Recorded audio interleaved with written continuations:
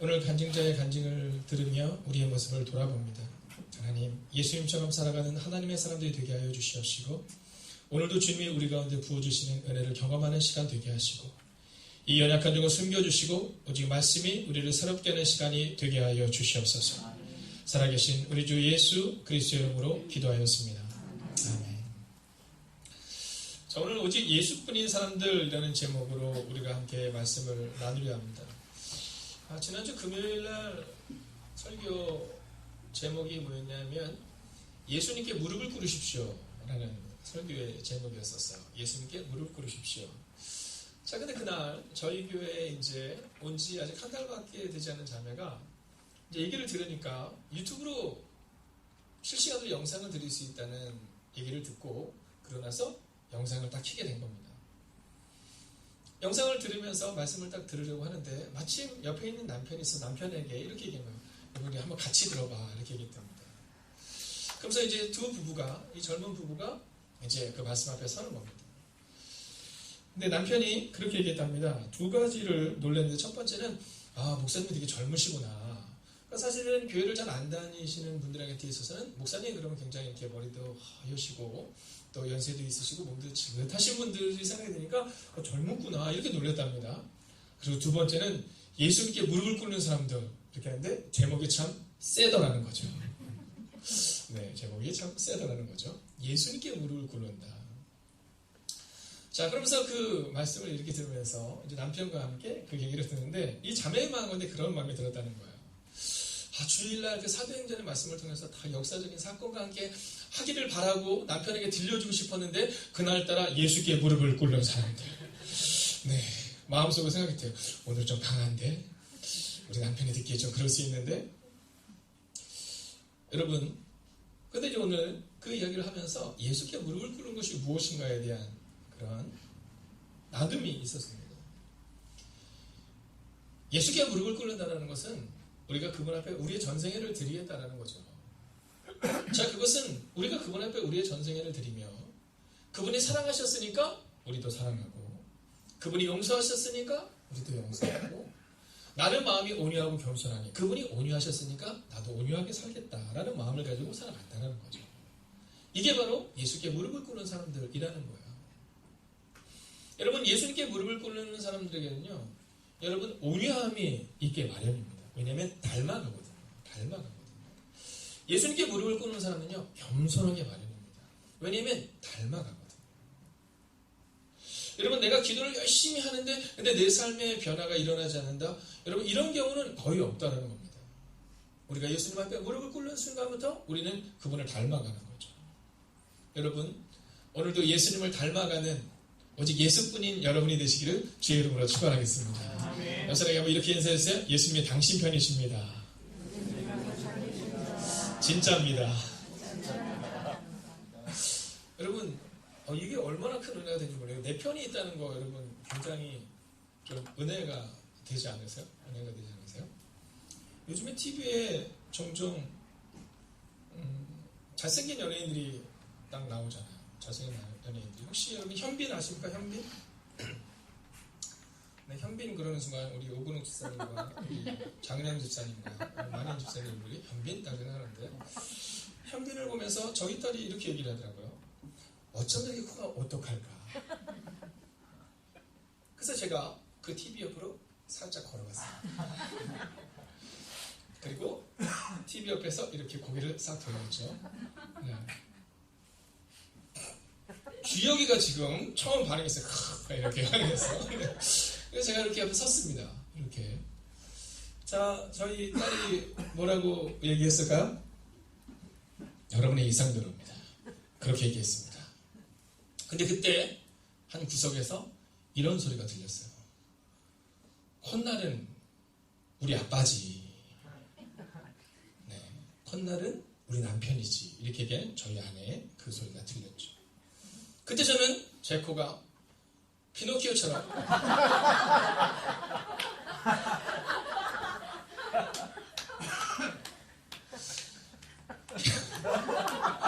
이거는 예상되지 않았던 거예요. 네. 시키는 일만 잘하셔야 되는데. 네.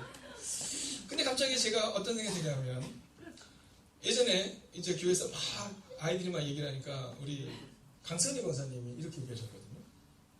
야, 우리 목사님이 더 잘생기셨지. 이렇게 얘기했어요. 전 그 말을 듣고 굉장히 기뻐서 집으로 갔는데 저희 딸이 이렇게 얘기했어요. 아빠, 아까 권사님 얘기하신 거 아빠 먹이는 걸 수도 있어. 그래서 제가 그 다음날 물었어요. 권사님 그랬더니 야, 무슨 소리야. 우리 목사님이 더 잘생겼지. 여러분, 그냥 하나의 에피소드인 것처럼 보이지만 오직 예수 믿는 사람들에게 있어서 세상의 사람들은 예수님을 바라보면서 십자가에서 죽으신 분이잖아요. 여러분, 예수님은 능력도 없은 것처럼 보였거든요. 왕국도 없었거든요. 그러나 그 예수님이 우리의 삶의 구원자가 되신다는 사실을 믿었던 사람들의 얘기가 오늘 여기 나오고 있는 거예요. 저는 여러분들이 예수님을 역사적으로 알아서 그분이 지금부터 2000전에 태어났대, 그분이 BC와 AD를 가르는 분이었대 정도로 경험하는 것이 아니라 여러분, 그분이 정말 우리의 삶을 바꿀 수 있다는 믿음을 가시게 되기를 주의 이름으로 축원하겠습니다. 아멘. 자, 오늘 성경은 바로 그러한 사람들의 얘기가 나오고 있는 겁니다. 자, 근데 이 사람들을 성경은 바울과 실라 이렇게 말합니다. 자, 이 이름은 그냥 여러분이 기억만 정도만 해두시면 됩니다. 이 바울과 실라라는 사람들의 모습을 통해서 오직 예수뿐인 사람들의 모습이 어떤가를 우리가 보여주고 있고요. 그리고 오늘 성경을 보면 이 바울과 실라가 데살로니가에 갔다라는 내용이 나오거든요. 이 데살로니가는 어디냐면 지난주 우리가 보았던 것처럼 유럽에서 첫 번째 세워진 교회가 빌립보 교회라면 두 번째 세워진 교회가 바로 이 데살로니가 교회인 겁니다. 자, 근데 여기서 중요한 게 하나가 있죠. 그건 뭐냐면 첫 번째 세워졌던 빌립보 교회를 세우기 위해서 이 바울과 실라가 감옥에 갇혔다는 거예요. 그죠? 매를 맞았다는 거예요. 그죠? 고난을 겪었다는 거예요. 자, 우리 같으면 고난을 겪고 어려움을 겪고 나면 또 똑같은 삶을 살아내지 않을 겁니다. 그러나 오늘 이 바울과 실라는요, 고난을 겪고 빌립보 교회를 세운 다음 데살로니가로 갔는데 거기서도 고난이 있을 것이라는 것을 알았지만 그들이 살아내요. 왜냐하면 그들 안에 예수님이라는 분을 인격적으로 만난 은혜가 있었기 때문이라는 겁니다. 여러분, 데살로니가에 있는 많은 유대인들이 이 바울과 실라처럼 하나님을 알았거든요. 근데 그들은 예수님을 인격적으로 만나지 못한 겁니다. 그래서 그들에게는 시기가 있었고 질투가 있었고 그리고 어려움과 고난 가운데로 몰아넣는 모습들이 있었다면 여러분, 이 바울과 실라에게는요, 오직 예수 이 은혜가 있었다라는 거예요. 사랑하신 여러분, 오늘 다른 것은 다 잃어버려도 괜찮습니다.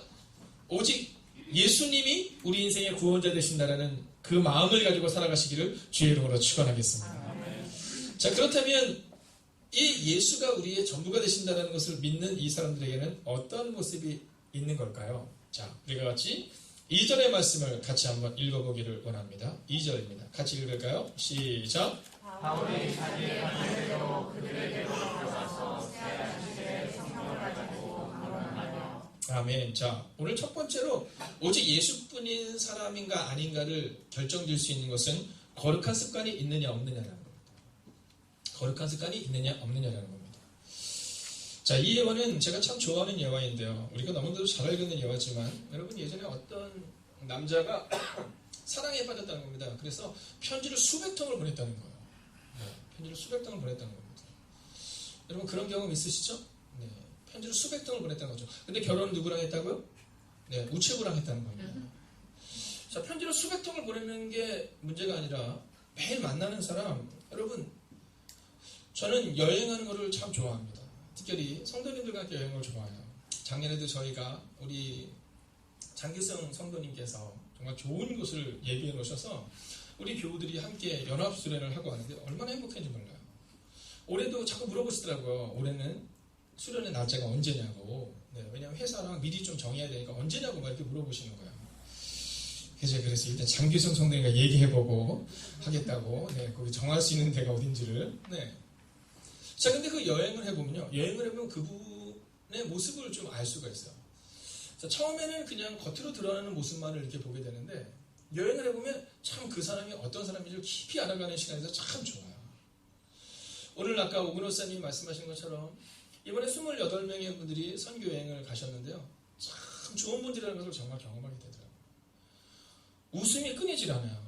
저는 오근호사님이 그렇게 말레이시아 원주민 말을 잘하는지 처음 알았어요.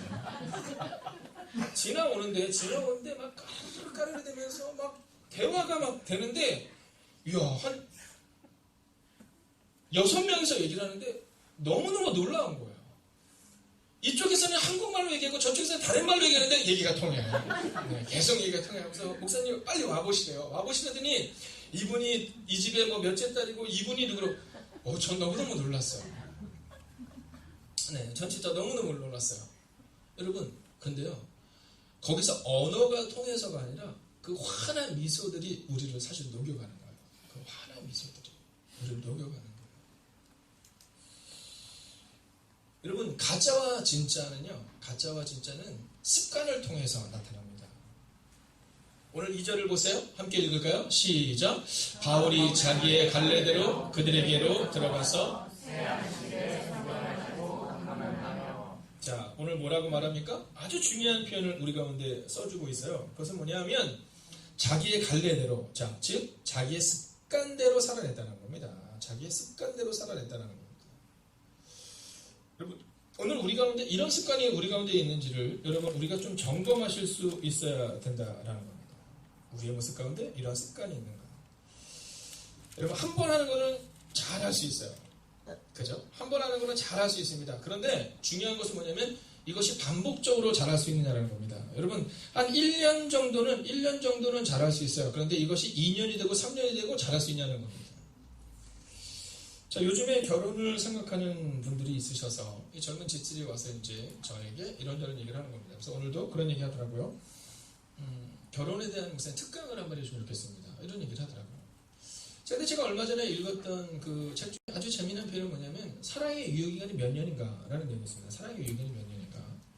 여러분, 사랑의 유효기간을 몇 년이라고 얘기하냐면 약 3년이다 이렇게 얘기한답니다. 3년 동안요, 우리 가운데 있어서 긴장되어져 있는 그것에 대해서 있는 것들이 3년 동안은 유지가 되지만 3년이 지나면 옅어지기 시작한다. 뭐 그런 내용의 글이었었어요. 자, 여러분, 3년 정도만 사랑하면 됩니까? 아니, 그렇지 않죠. 네, 우리 가운데 있어서 사랑을 하는데 평생을 사랑하는 삶이 우리 가운데 있느냐? 자, 오늘 바울이 자기의 갈래대로 예배당에 들어갔는데 그 전에 어떤 일이 있었어요? 매를 맞고 감옥에 갇힌 일이 있었다는 거예요. 여러분, 이게 바로 거룩한 습관이라는 겁니다. 우리는 조금 어려운 일이 있고 조금 마음이 상한 일이 있으면 그러면 에이, 예배가 뭐야? 이렇게 표현할 수 있지만 여러분, 오늘 성경은 뭐라고 말하냐면 자기의 갈래대로, 즉 우리 표현을 하자면 평소의 습관대로 이렇게 얘기하는 거예요. 평소의 습관대로. 여러분, 저는 여러분에게 예배가 평소의 습관이 되시기를 주의 이름으로 축원하겠습니다. 여러분, 저는 여러분에게 교회를 이전하고 이렇게 큰 크락션스는 처음인 것 같아요. 여러분, 우리에게 있어서 평소의 습관이 있어야 되는데 그 습관이 어떤 습관이냐? 예배 습관이었다는 거죠. 근데 아주 중요한 표현을 하나를 또 하고 있잖아요. 그게 뭐냐면 성경을 가지고. 여러분, 거룩한 습관이 우리 가운데 있어야 되는데 교회에 왔다 갔다 하는 습관 중요하지만 더 중요한 것은 성경을 가지고 왔다 갔다 하는 습관. 즉 예배 가운데 이 성경이 우리 삶의 표준이요, 우리 삶의 기준이 된다라는 거룩한 습관이 우리 가운데 있어야 된다는 겁니다. 그리고 운동선수들이 이 루틴이라는 표현을 잘 씁니다. 이게 뭐냐면 운동을 하는 데 있어서 본인들의 이런 습관을 말하는 거죠. 여러분, 우리 가운데 있어서 어떤 습관을 가지고 있느냐 굉장히 중요한데 그 습관은요, 그 거룩한 습관은 특별히 성경이 기준이 되는 습관이 되어야 된다는 거예요. 여러분, 예수님으로 충분합니다 라는 표현을 쓸 수 있을 때는 언제냐면 바로 이 성경을 기준으로 삼을 때 그때 일들이 가능할 수 있다라는 거죠. 여러분, 제가 이번 주 금요일 날도 우리가 함께 말씀을 나눌 때 나눴지만 이 이스라엘 백성들의 제사를 지내는 모습들을 레위기 1장부터 6장과 7장을 통해서 쭉 기록하고 있습니다. 자, 근데 거기에는요, 이 레위기는 사실은 누구에게 주는 말씀이냐면 제사장들에게 주는 말씀입니다. 그럼 제사장들이 그 말씀을 가지고 회중들을 알려주는 거예요. 제사는 어떻게 지내야 되는 겁니다. 제사는 제물을 어떻게 준비해야 되고 어떻게 잡아야 되고 어떻게 태워야 되고 이런 걸 가르쳐 주는 겁니다. 근데 아주 중요한 게 있습니다. 그럼 그 제사를 누가 지내느냐는 겁니다. 그 제사를 누가 지내느냐? 여러분, 그 제사는 제사장이 대신 지내주는 것이 아니라 우리들 각자가 그 제사를 지낼 수 있어야 한다라는 겁니다. 오늘 우리 가운데 있어서 종종 착각하는 게 뭐냐면 예배를 관람하는 때가 있습니다. 예배를 구경하는 때가 있습니다. 예배를 판단하는 때가 있습니다. 오늘 목사님 컨디션이 좀 괜찮으시네. 오늘 마이크 시스템이 좀 좋은데 오늘 연주팀이 좀 연주가 훌륭했어? 여러분, 이건 예배를 드리는 게 아닙니다. 이건 예배를 보는 거죠. 자, 이스라엘 백성들이 제사를 드리는, 즉 예배를 드리는 공간은요, 둘로 나눠져 있었습니다.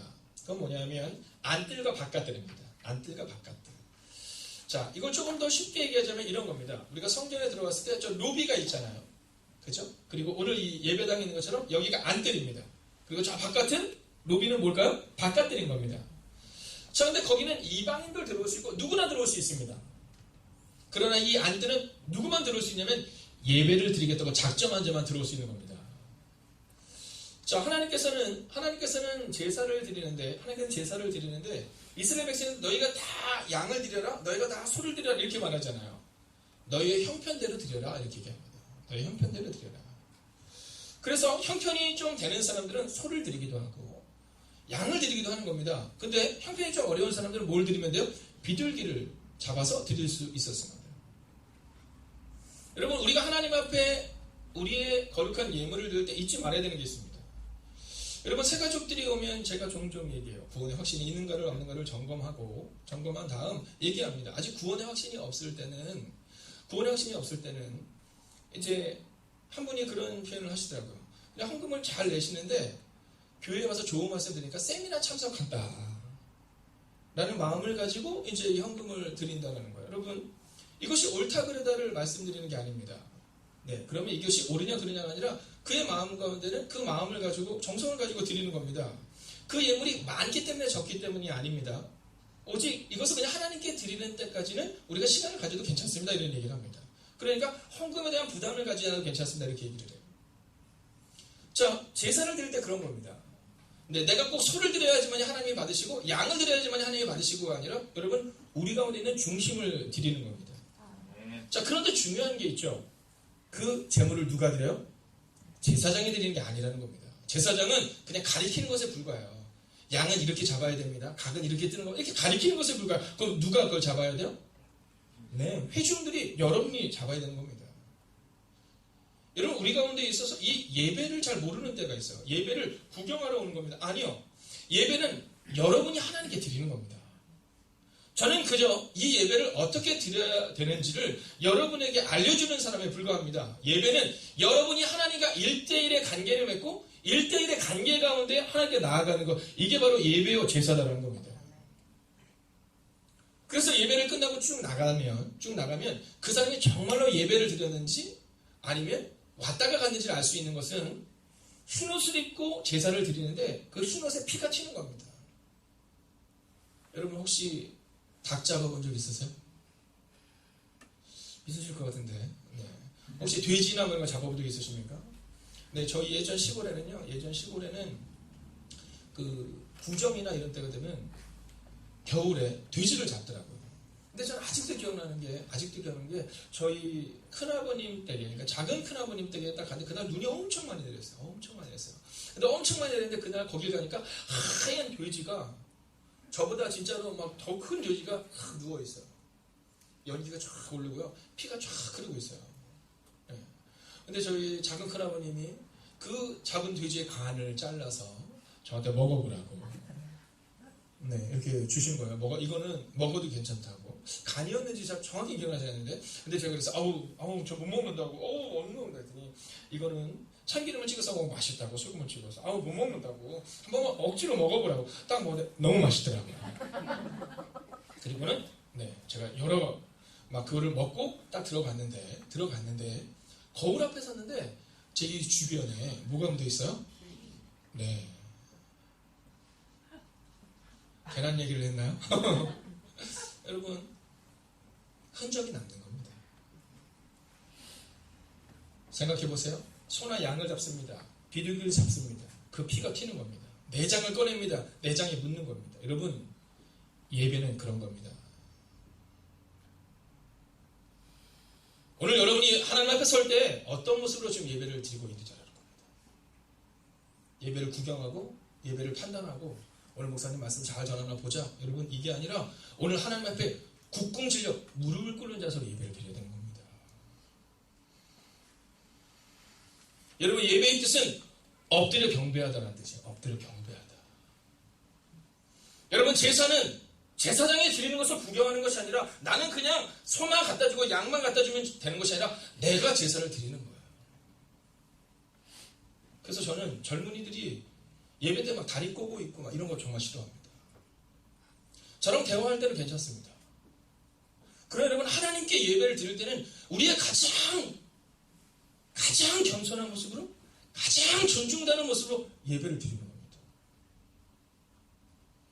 사랑하시는 여러분, 오늘 바울은 빌립보 교회를 세우기 위하여 맞고 감옥에 갇힌 다음, 그리고 나서 바로 이어지는 이들의 모습을 보십시오. 그들이 자기의 습관대로 또 예배를 드렸다는 겁니다. 또 감옥에 갇힐 수도 있고 또 매를 맞을 수도 있는데 또 그렇게 드리는 겁니다. 사랑하시는 여러분, 오직 예수인 사람들에게는 바로 이 예배의 태도가 있습니다. 저는 여러분에게 이 예배의 거룩한 습관이 분명하게 새겨지기를 주의 이름으로 축원하겠습니다. 여러분, 교만한 마음으로 예배드리지 마세요. 가장 신실하고 가장 겸손하고 가장 무릎을 꿇는 마음으로 오늘 자기의 습관대로 문제를 넘어서서 예배를 드렸던 사람들처럼 그렇게 예수님께 예배하는 여러분과 제가 되기를 주의 이름으로 축원하겠습니다. 아멘. 자, 두 번째, 그러면 그들의 습관 가운데는 무엇이 있었느냐 조금 더 봐야 될 필요가 있는데요. 여러분 3절을 같이 한번 읽어보겠습니다. 3절 읽습니다. 시작.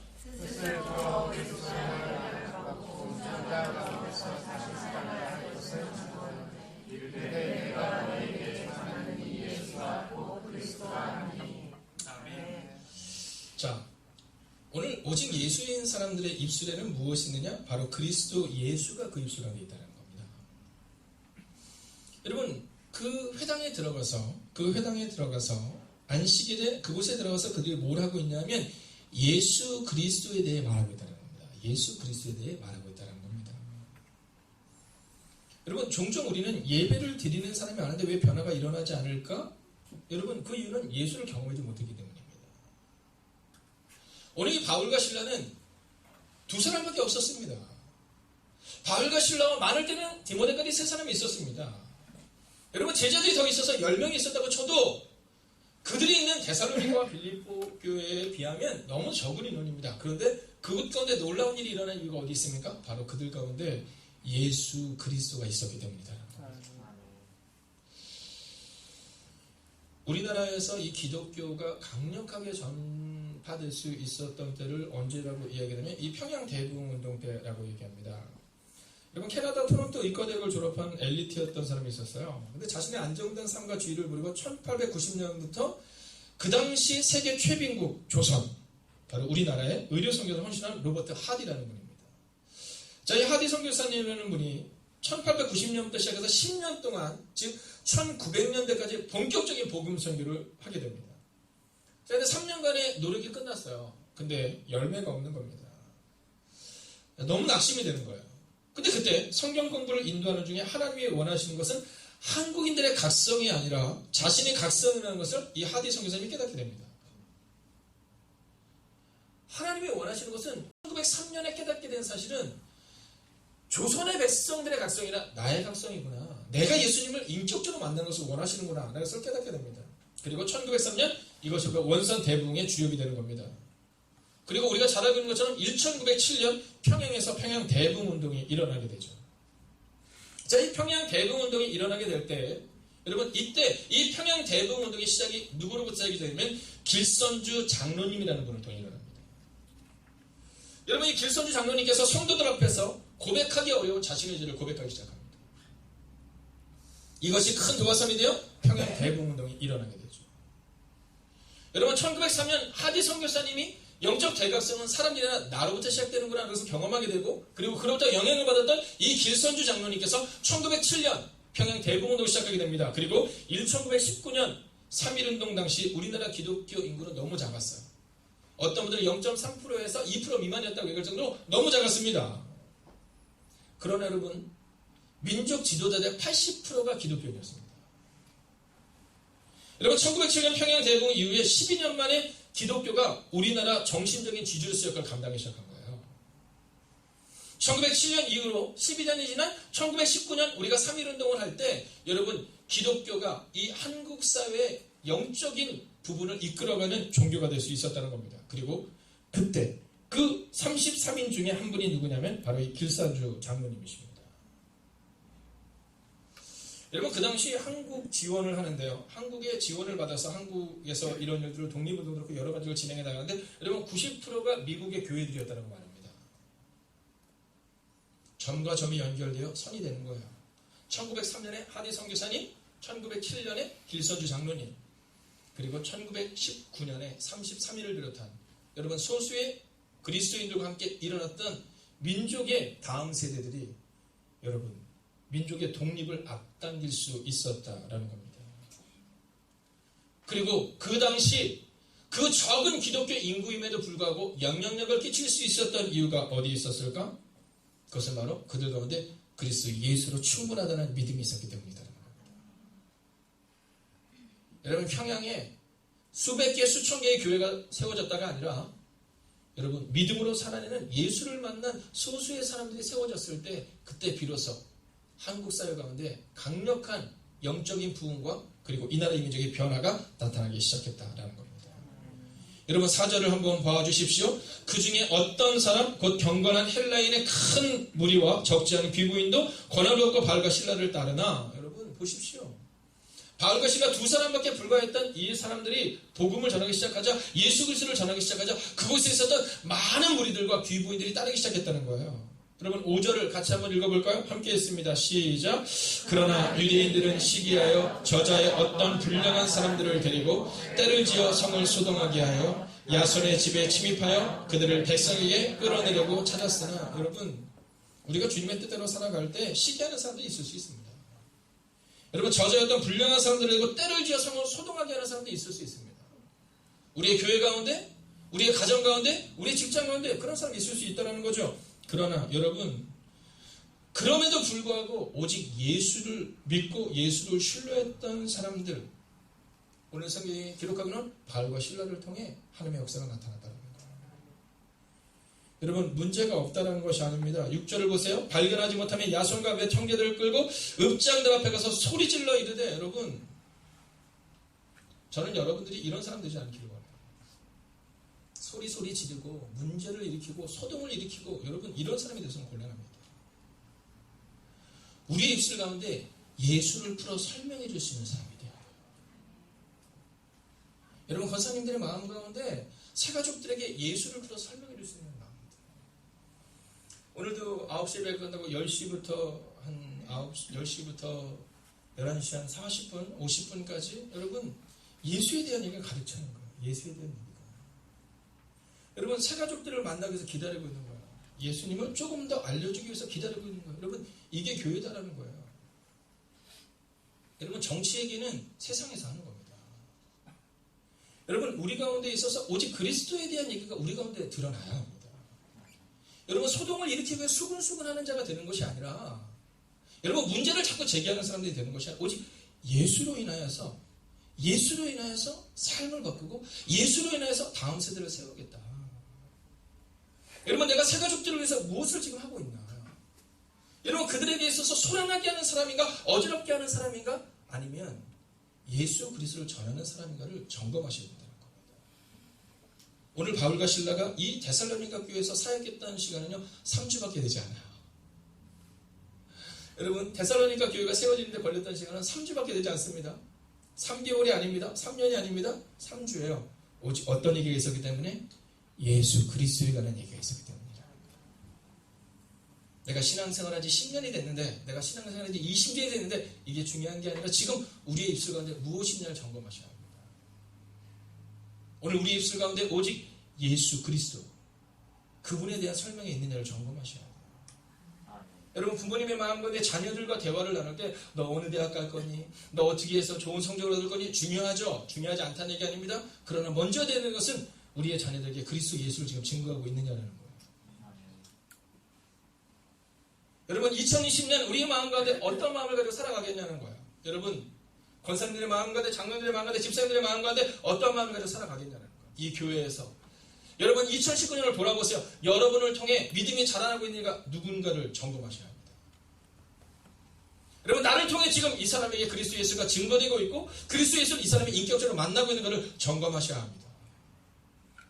그리고 2020년 기대하셔야 됩니다. 2020년은 내가 그냥 허랑허랑하게 보내지 않겠다. 오직 이 바울과 실라처럼 오직 그리스도 예수를 증거하고 전하는 사람이 되겠다.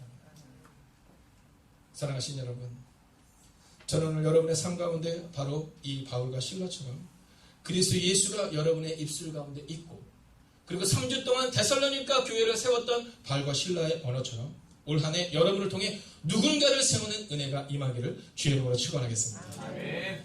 옆에 있는 분에게 한번 이렇게 인사해 주세요. 제가 당신과 함께 그리스도를 깊이 알아가겠습니다. 함께 선포할까요?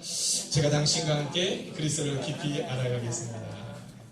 여러분, 우리 가운데 바로 이 은혜가 필요한 겁니다. 마지막 세 번째 모습을 읽어볼까요? 11절의 말씀을 같이 읽겠습니다. 11절입니다. 시작. 베레아에 있는 사람들은 데살로니가에 있는 사람들보다 더 너그러워서 한 사람으로 말씀을 받고 이것이 가하여 날마다 성령을 사모하고. 여러분, 참 신기한 건 뭐냐면 이 데살로니가에서 쫓겨가요.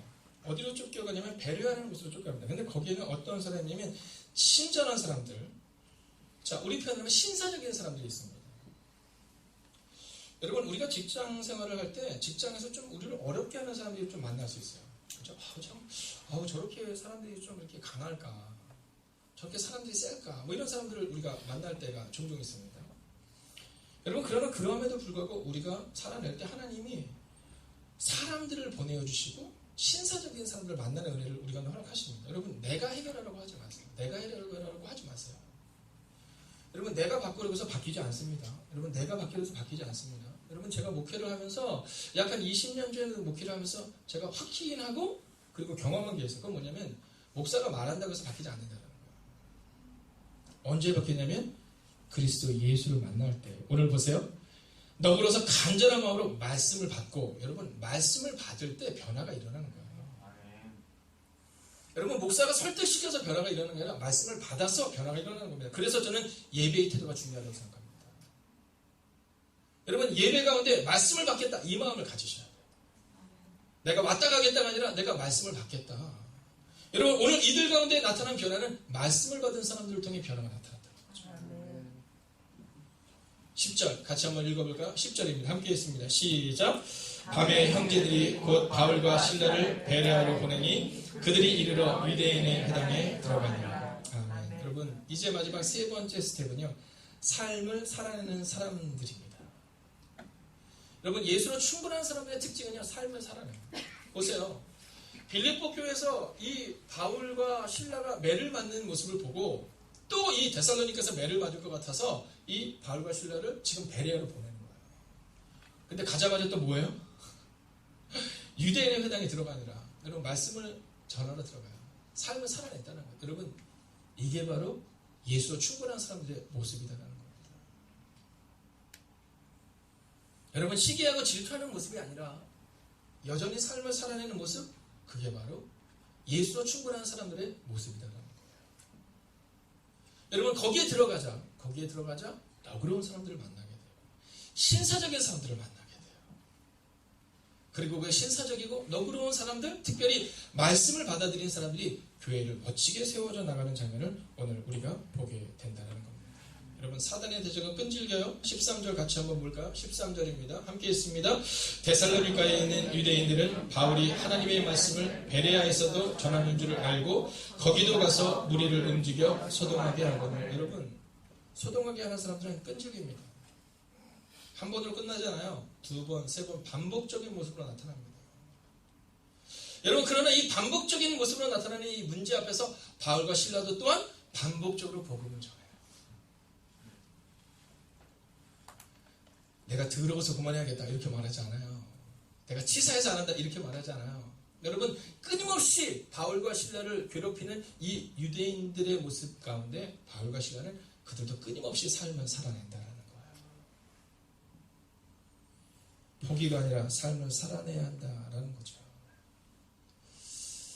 여러분, 말씀을 마치려 해요. 자, 오늘 우리가 읽는 이 말씀이 두 번째 교회 어느 교회라고요? 데살로니가 교회죠.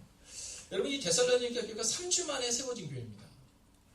근데 이 데살로니가 교회를 떠난 다음에 바울의 마음 가운데 이 데살로니가 교회가 너무 걱정이 돼요. 그래서 데살로니가 교회에 편지를 보냅니다.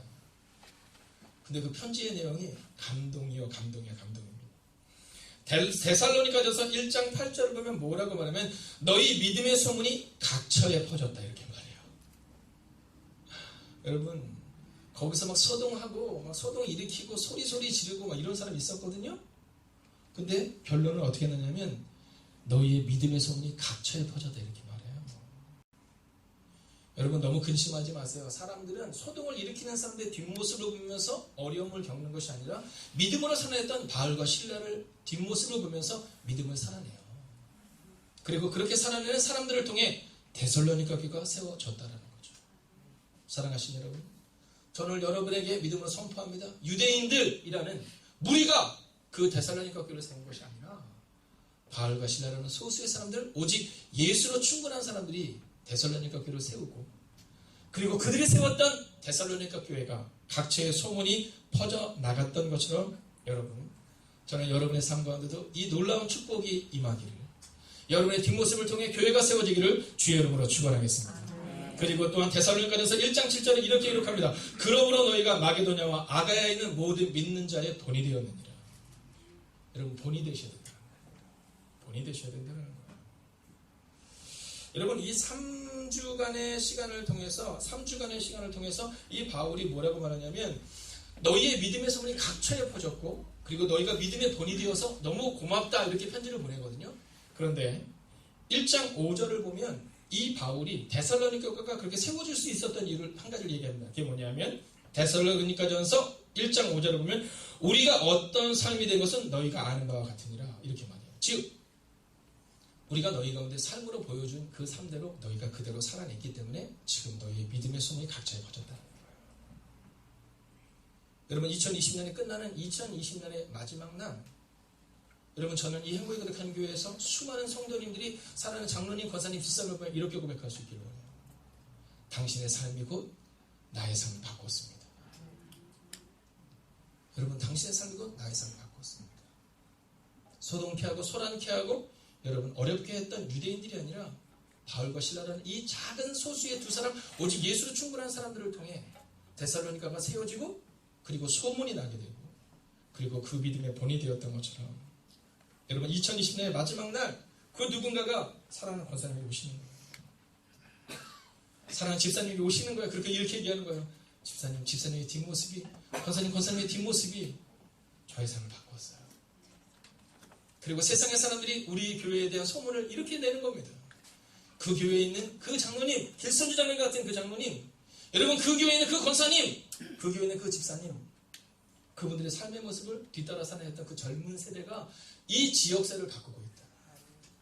여러분 그 믿음의 소문이 충만한 우리 행복이 거룩한 교회가 되기를 주의 이름으로 축원하겠습니다. 여러분 다 같이 한번 자리에서 일어서 주시겠어요?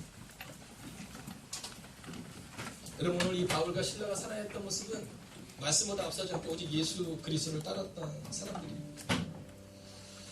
여러분 저도 예배를 드릴 때마다 하나님 앞에 깊은 감사와 감격의 마음을 갖게 됩니다. 여러분 누군가가 교회를 갔을 때 그냥 온 사람이 거의 없더라고요. 다들 누군가에 대한 얘기를 듣고 누군가의 섬김을 통해 누군가의 헌신을 통해 이 교회에 와서 자라나고 있다는 고백을 듣게 됩니다. 여러분 그냥 왔다가 그냥 이곳에 정착한 사람은 한 명도 없더라고요. 목사님 저 이 교회 처음 왔을 때 그 권사님이, 저희 교회 처음 왔을 때 그 집사님이, 저희 교회 처음 왔을 때 그 훈련의 시간을 할 때 내 옆에 있었던 그분이 저를 세워주셨어요라는 고백이 있더라는 거죠. 여러분 그렇게 예수로 충분한 사람들이 세워지는 겁니다. 그런데 거기에는 바울과 실라라는 예수 인격적으로 만난 사람이 있었어요. 여러분 이 시간 우리가 함께 결단합시다. 주님 이제는 내 뜻대로 2020년을 살아가는 것이 아니라 말씀보다 앞서지 않고 오직 주님의 뜻대로 살아가겠습니다. 우리가 그 마음으로 함께 이 찬양을 나가겠습니다. 여러분 선포합시다.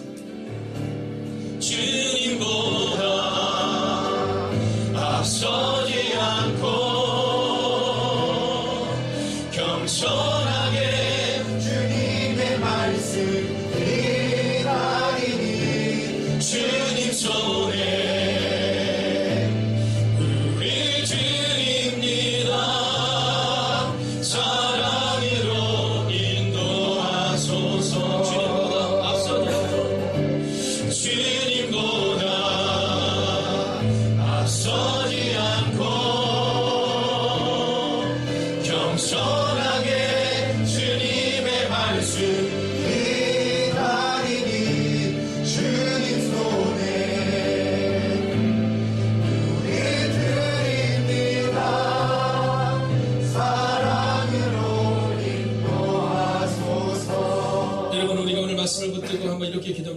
주님, 아직 저는 예수님으로 충분한 삶이 무엇인지 잘 모르겠습니다. 그러한 영혼들은 주님, 오늘 선포된 말씀처럼 내가 당분간 이 거룩한 습관을 갖기 위해 한번 노력해 보겠습니다.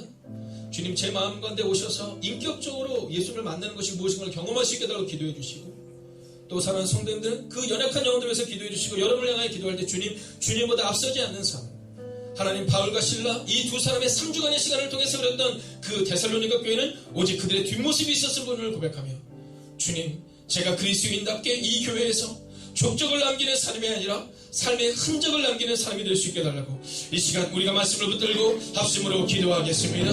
오 살아계신 아버지 하나님, 오늘도 우리가 주를 기대며 나아갑니다. 하나님, 오늘도 우리 마음속에 주의 마음을 가지고 나아가십니다. 오 주님, 말씀하여 주시옵시게 도와주시옵소서. 위로하시고 능력을 함께 시간을 경험할 수 있도록 함께 해주시옵소서. 오 주님, 오늘도 우리가 주를 기대며 나아갑니다. 오늘도 우리가 주의 많은 영광 오늘 함께 가시기를 원합니다. 오 주님, 말씀하여 주시옵시게 도와주시옵소서. 위로하시고 능력을 함께 해주시옵소서. 하나님을 바라보는 영광 우리가 되어 하나님을 바라보는 능력이 우리가 되어 수 있도록 주여 함께 해주시옵소서. 오 주님, 오늘도 우리가 주를 기대며 나아갑니다. 오늘도 우리가 주의 많은 영광 오늘 함께 가시기를 원합니다. 하나님 말씀하여 주시옵소서. 도와주시옵소서. 하나님 위로하시고 능력을 함께 해주시옵소서. 하나님, 우리가 주님을 깊이 바라보고 나아갈 수 있는 일이 우리가 내려갈 수 있도록 주여 함께 해주시옵소서. 아버지 하나님, 우리는 연약합니다. 하나님, 우리는 부족합니다. 하나님, 우리가 주님께 쓰임받는 사람 되기를 원합니다. 하나님, 우리를 바울과 실라처럼 그 믿음으로 살아가는 사람 되게 하여 주셔서 하나님, 문제를 넘어서는 하나님의 삶이 될 수 있도록 주여 함께 해 주시옵소서. 선포합니다. 내 주여 내 발붙에서 내 주여 내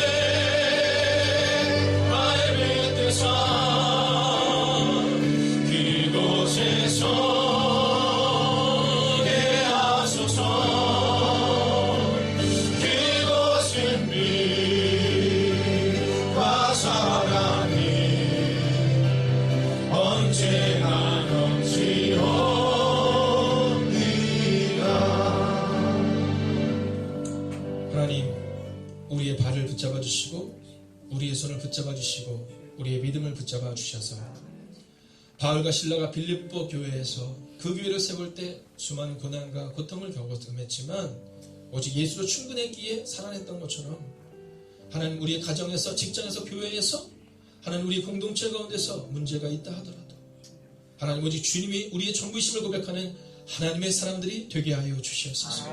우리의 자녀를 키울 때 우리 마음대로 되지 않는 우리의 자녀들을 보게 됩니다. 우리의 미래를 꿈꿀 때 우리의 마음대로 되지 않는 청년들의 마음이 오늘 이곳에 있습니다. 하나님, 말씀보다 앞서지 않게 하시고 주님보다 앞서지 않는 하나님의 사람들이 되게 하여 주셔서 말씀을 의지하여 나갔던 바울과 실라를 통해 데살로니가 교회가 세워졌던 것처럼 하나님, 우리 가운데도 그 믿음과 그 삶을 허락하여 주셔서 우리의 뒷모습을 통해 또 다른 누군가가 그리스도 예수를 영접하는 은혜가 우리 가운데 임하게 하여 주시옵소서. 아멘. 하나님, 오늘 예배 시간에도 아직 주님을 인격적으로 만나지 못했지만 그 주님을 인격적으로 만나기를 소원하는 마음을 가지고 나온 하나님의 사람들이 있습니다. 하나님, 그 영혼을 기억하시고 만나 주셔서 하나님, 이 땅에서 허망한 인생을 살아가는 것이 아니라 이 땅에서 눈물과 절망 가운데 넘어진 인생을 살아가는 것이 아니라 주님과 함께 동행하는 삶을 살아가는 그 은혜를 우리 가운데 허락하여 주시옵소서. 우리의 발을 붙잡아 주시고 진정 예수님처럼 살아가는 하나님의 사람들이 되기를 성부와 성자와 성령의 이름으로 간절히 축원하옵나이다. 아멘.